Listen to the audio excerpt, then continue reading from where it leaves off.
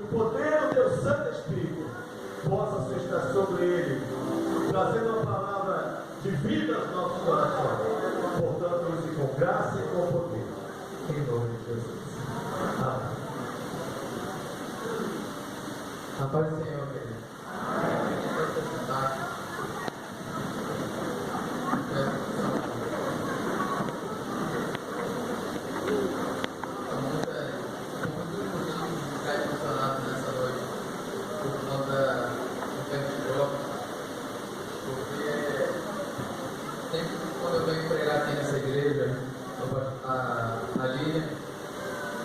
Ela sempre fala, Beto, você precisa estar me apresentando no curso de Jacó toda vez que a gente vai lá.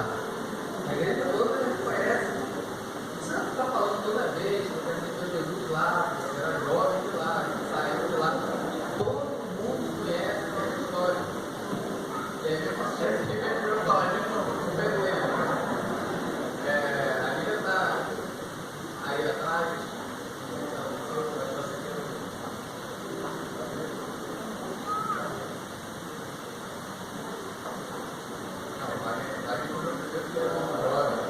Ali é aquela jovem linda que está ali atrás. Dá tchau, gente. Ela está comigo desbravando o campeonato de Formosa na Virgínia. Como o pastor Zé disse, nós somos jovens dessa igreja. Nos convertemos aqui, nos batizamos em 2003 nessa igreja juntos. A gente tem uma foto na piscina, no sítio, quando nós nos batizamos dentro do sítio, onde eu tinha sido batizado pelo pastor Zé e ali eu a Adonias, é um prazer estar vendo o presbítero Adonias aqui. E isso já faz alguns anos, Deus nos abençoou naquele tempo e fizemos parte de alguns centros jovens, na verdade ajudamos o Wagner, depois o Marcelo, o Jonas, a realizar alguns centros jovens. Há alguns anos nós estávamos sentados aí com uma camiseta do centro jovem, alguns anos ali eles estavam com um pouco de coreografia dançando aqui. Por isso que isso é muito forte para nós, porque é a nossa realidade, faz parte da nossa história ministerial. E se hoje nós somos pastores de uma igreja, tem a ver com isso. Deus nos abençoou muito nessa igreja. E tudo que somos hoje, tudo que temos hoje a nível ministerial, talvez eu coloque mais na conta da igreja do Porto de Jacó do que no seminário. Porque o seminário eu fui para estudar, para cumprir os requisitos da denominação, mas aqui eu aprendi a ser cristão, a ser servo de Deus. Aqui eu aprendi a ser um discípulo de Jesus. E como eu falei ontem, o presbítero André, depois que eu fui buscar a parte teológica de uma forma mais profunda, fazendo outros cursos teológicos, mas nesse lugar eu aprendi a viver para Cristo. Nesse lugar eu aprendi a conhecer a quem é o Senhor, e eu louvo a Deus por tudo isso. Depois eu queria passar para os irmãos um pequeno vídeo do trabalho que nós estamos fazendo lá na Argentina, mas eu acho que é melhor a gente partir logo para a palavra. Na verdade, às vezes nós temos algumas liturgias que precisamos fazer, e na verdade lá na igreja de Formosa, às vezes eu estou rompendo um pouco com isso. E eu estava com o microfone na mão aqui, na hora que as meninas estavam dançando e terminaram de dançar, quase que eu liguei o microfone e comecei a pregar. Porque ficaria mais fácil para mim pregar. Acho que me botaram na cara do gol para eu começar a pregar, só que às vezes a gente tem que seguir alguns dias, mas a gente vai conseguir voltar àquele clima espiritual enquanto nós estamos refletindo na palavra. E eu confesso aos irmãos que eu já estava bem nervoso para pregar. A Lídia fala que aqui é o lugar que eu fico mais nervoso para pregar. E talvez seja porque eu sou desse lugar, nessa igreja, conheço tantas pessoas, e ela fala que é notório como eu fico nervoso quando eu prego no Porto de Jacó. E quando eu prego em qualquer outro lugar, eu não fico tão nervoso quando eu prego aqui, e mais ainda porque ontem pela manhã eu estive aqui, o André ministrar uma palavra muito profunda no nosso coração. E sei que quinta, sexta-feira também ficou glorificado. E depois fiquei um pouco mais nervoso quando o pastor Roberto me disse que esses pré-adolescentes vão anotar tudo que eu estou falando aqui, que eles estão me avaliando aí. Complicou mais ainda a minha vida e complicou mais ainda quando falou que os professores deles ou mentores é a cara do Márcio aí. Me complicou mais ainda a vida, mas a gente vai tentar corretamente, homileticamente falando, para que vocês não aprendam nada de errado. Não sabia que no livro de Apocalipse, eu estou pensando errado, o pregador também.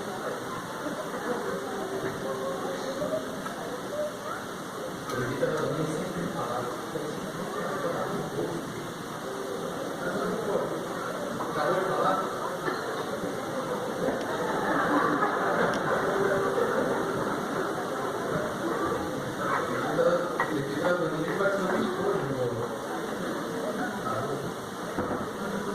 Livro do Apocalipse, capítulo 1. Eu queria agradecer ao Yuri também pelo convite, pelo departamento de jovens. Muito obrigado pelo privilégio de estar encerrando essa festividade. E eu tentarei entrar no tema só na conclusão da mensagem.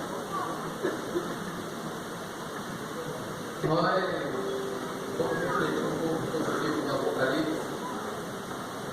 E eu tenho certeza que Deus ele tem uma palavra para o seu coração, meu irmão.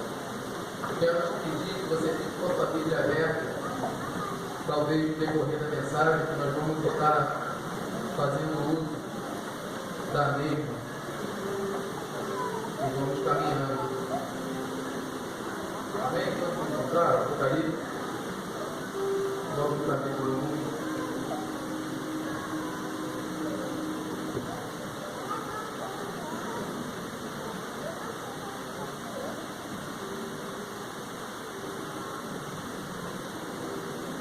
Versículo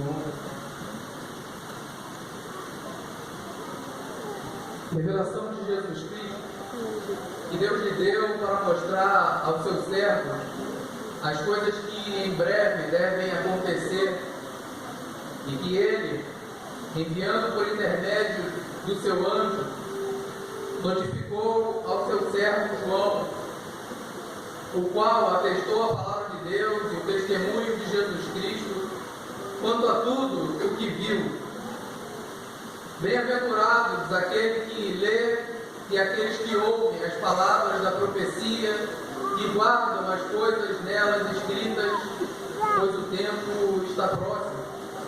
João, as 7 igrejas que se encontram na Ásia, graça e paz a vós outros, da parte daquele que é, que era e que há de vir, da parte dos 7 espíritos que se acham diante do seu trono, e da parte de Jesus Cristo, a fiel testemunha, o primogênito dos mortos e o soberano dos reis da terra, aquele que nos ama e pelo seu sangue nos libertou dos nossos pecados e nos constituiu reino, sacerdotes para o seu Deus e Pai.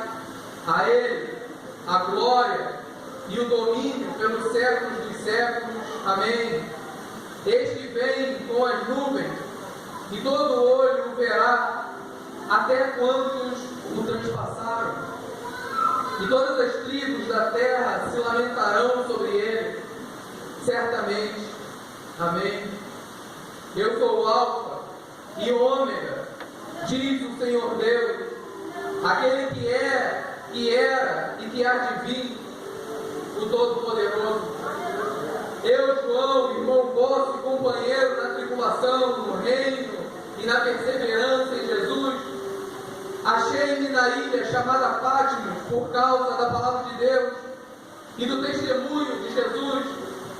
Achei-me em espírito no dia do Senhor, e ouvi por detrás de mim grande voz como de trombeta, dizendo: o que vês, escreve em livro, e manda às 7 igrejas, Éfeso, Esmirna, Pérgamo, Tiatira, Sardes, Filadélfia e Laodiceia.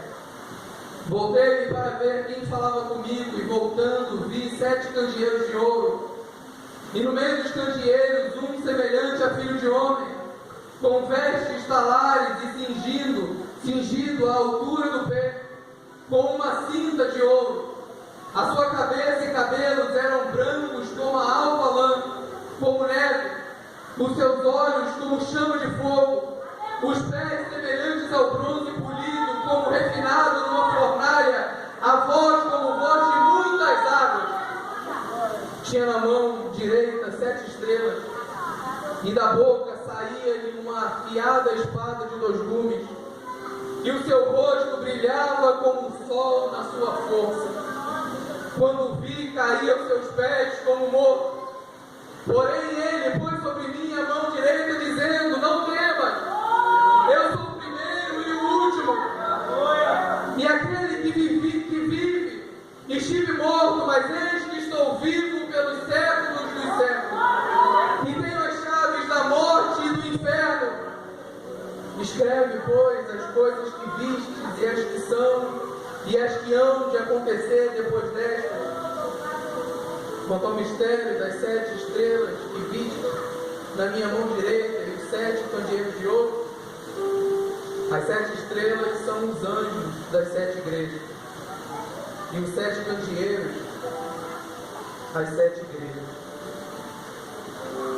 Querido, o texto do Apocalipse é um texto que talvez traz uma certa indignação e uma certa surpresa e até um certo medo ou temor para as pessoas debruçarem sobre esse texto e talvez discorrer, ou talvez ler sobre ele, talvez meditar e refletir sobre os ensinos que tem na palavra contida no texto de Apocalipse. Mas esse contexto que se encontra aqui, o livro de Apocalipse, é um tempo único na história da igreja. Logo depois da morte e ressurreição de Jesus, nós começamos a ver uma perseguição terrível no meio da igreja, principalmente a partir do ano 50, quando Nero ele se levanta como o imperador de Roma. A perseguição sobre a igreja é uma perseguição ferrenha, uma perseguição terrível. Esse homem matava os cristãos de forma terrível. Diz alguns historiadores que no tempo de Nero faltou madeira em Roma por tantos cristãos que foram crucificados em Roma. Ele fazia tocha humana com os cristãos para aprisioná-los, para matá-los.